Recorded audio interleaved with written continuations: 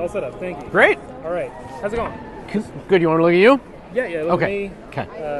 Yeah, right here. Okay. Cool. All right. So, let me get it. A bit of a last minute.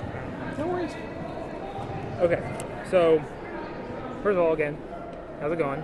You want to look on the camera, kind of give me your name, spell it out. So Sure. For the Yeah. Hey, I'm Samm Levine. That's SAMM LEVINE. Perfect. Thanks. So you're best known probably for Freaks and Geeks. Uh-huh. I think it's kind of a cult classic. Why is that? Why would you think that show is so relatable to so many people?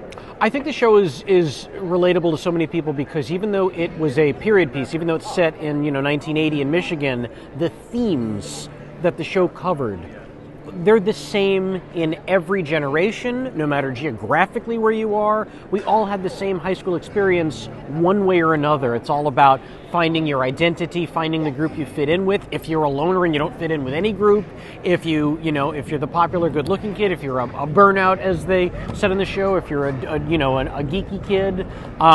So it's all about figuring out how you see yourself, how you think other people see you, and then finding your place in that world, and that's a universal theme. Awesome. So you played Neil Schreiber on that show. Did you relate to Neil when you were getting that character? Oh, I very much related to Neil because the writers of the show, after they cast me, made a lot of what Neil said and did based on how I did things.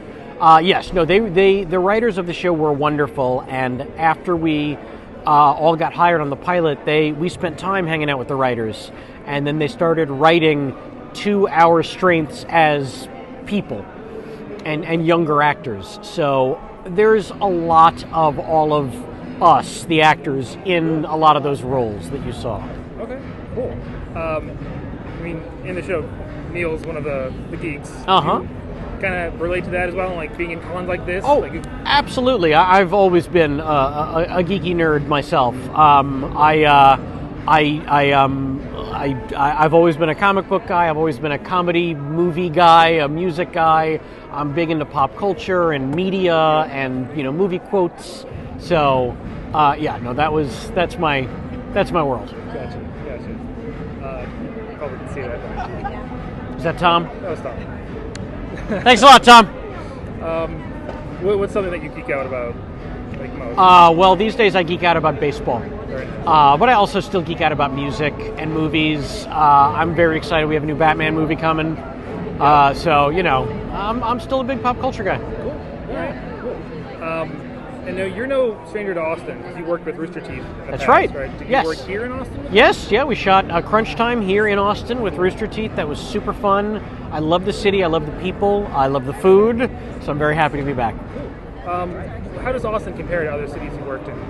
Austin, compared to other cities, it's got a younger vibe to it. I worked in a city. I worked in Philadelphia for several months shooting a project there, and that's also a good food town. But it strikes me as a very grown-up town. Philadelphia, very very posh. Yeah. Whereas Austin's like, whatever, man, we're weird. It's Austin. I have 9 nose rings. Deal with it. And I like that. Cool. Awesome. You were in Inglourious Bastards. Yeah. Which is awesome. And most of your roles have been kind of a comedic role. Yeah. How was it shifting from that to a Quentin Tarantino film, which are notoriously violent? Right. It was fine for me because I've always loved doing dramatic work. I think that's a harder transition for actors who do strictly drama to try to do comedy. But typically the darkest people I know are comedians. So for them to tap into the comedic stuff, or to the dramatic stuff, it's much easier. Awesome. All right. Yeah. Cool.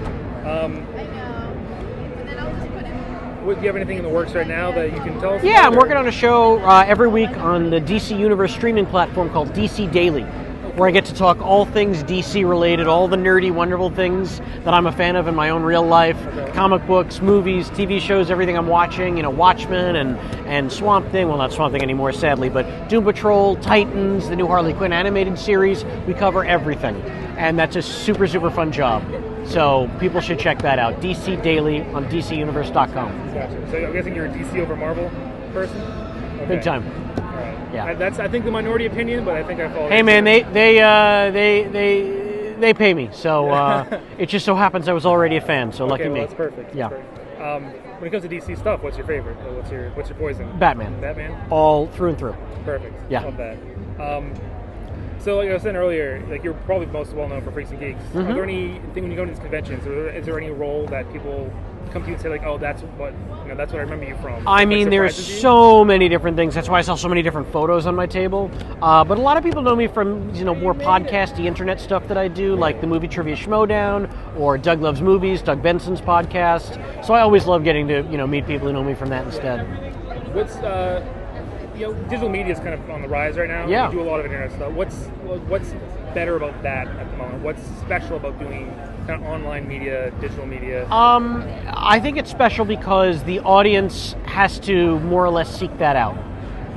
So you're getting a more dedicated, devoted audience. More so than if you do a movie and it's big ads on TV. That's people will find that and maybe they notice you in it, maybe not. Yeah. But if you do more digital stuff, I feel like the fans who are really following you, a specific person, they'll know to find that stuff. Yeah. I think that's all I've got. Cool. Thank you. I really appreciate this interview. My This was pleasure. great. Thank Yeah. you so much. Thank you. Yeah. All right. You are so patient waiting. Let's see how to do this. Sit down.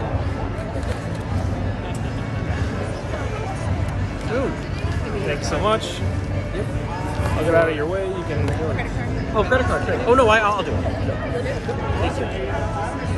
Come on down. Come on down. The time is nigh. Here. 22. That's my personal favorite.